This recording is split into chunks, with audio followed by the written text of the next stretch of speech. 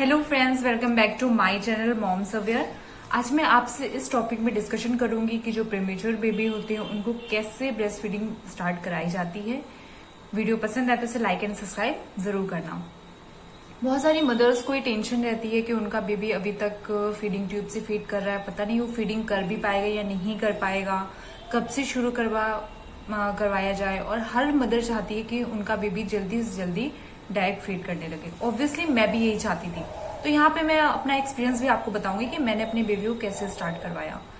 जब जो premature baby होते हैं, जब वो 1.5 किलो के ऊपर हो जाते हैं तो डॉक्टर खुद कह देते हैं आप इनको ब्रेस्ट फीडिंग स्टार्ट करवा सकती हैं। हो सकता है कुछ बच्चों में फीडिंग ट्यूब हटा दी जाती है, कुछ में नहीं हटा दी जाती है, लेकिन डॉक्टर कह देते हैं कि आप इनको ब्रेस्ट फीडिंग स्टार्ट करवा सकते हो।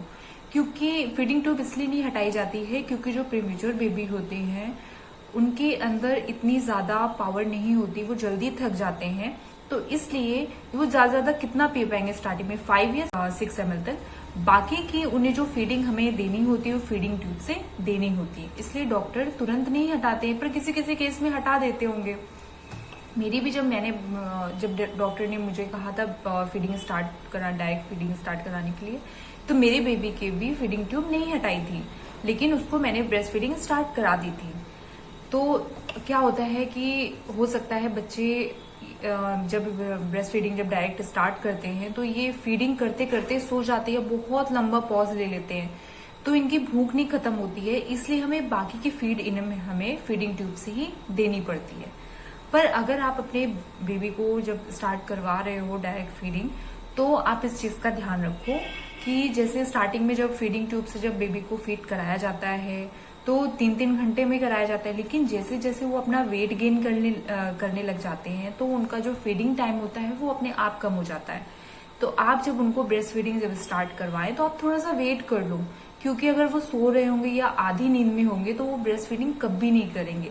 तो इसलिए आप थोड़ा सा वेट कर लो, 3 घंटे 3.5 घंटे। जब वो रोएं, जब उनको भूख लगे तो वो क्या करेंगे, वो उनको मिल्क की स्मेल आएगी तो वो ब्रेस्ट ढूंढने की कोशिश करेंगे, तो वो इजिली सक कर पाएंगे अगर जब उन्हें भूख लगे और पूरी उनकी नींद खुली होगी। लेकिन जैसे मैंने अपने बेबी को स्टार्ट कराया था तो मैंने उससे बॉटल से भी फीड कराया, क्योंकि उसकी जो सकिंग प्रोसेस होता है वो जल्दी डेवलप हो गया। अब स्टार्टिंग में इन्हें फीडिंग ट्यूब से क्यों देना पड़ता है, क्योंकि इनकी जो सकिंग और ब्रीदिंग प्रोसेस होता है डेवलप नहीं हो पाता है। जब इनका वेट गेन होता है तभी डेवलप होता है, इसलिए स्टार्टिंग में इनको फीडिंग ट्यूब से हमें फीड कराना पड़ता है। लेकिन जैसे जैसे इनका वेट गेन होता है वैसे इनकी जो सकिंग और ब्रीदिंग प्रोसेस होता है वो डेवलप हो जाता है।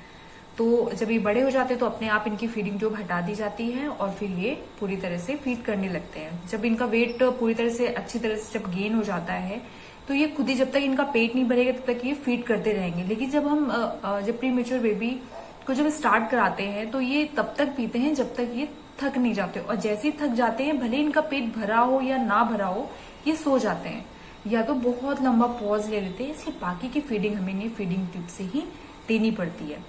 मैंने अपनी बेबी को बॉटल से भी फीड कराया था क्योंकि उसकी जो सकिंग प्रोसेस था वो जल्दी डेवलप हो गया। अगर आपको जो सही लगे आप वो करो, ये मेरा एक्सपीरियंस था तो वही मैं आपको बता रही हूँ। लेकिन अगर मैं आपको तो स्पून फीडिंग से बिल्कुल अवॉइड करूंगी, क्योंकि मैंने स्पून फीडिंग में क्या होता है कि कभी कभी बच्चे फीडिंग करते करते अपना मुंह खोल लेते हैं, या आधी नींद में होंगे तब भी उन्होंने अपना मुंह खोल रखा हो। गलती से भी हमने अगर स्पून से उनके मुंह में मिल्क डाल दिया तो उनके गले में फंसने का डर रहता है। बॉटल से क्या होता है, वो जब सक करेंगे उनके अंदर मिल्क तभी जाएगा, नहीं तो नहीं जाएगा, तो उनके गले में फंसने का डर नहीं रहता। लेकिन अगर आपको जो सही आपको लगता है आपका बेबी स्पून फीडिंग प्रॉपरली कर रहा है तो आप उसे दे सकते हो, कोई प्रॉब्लम नहीं।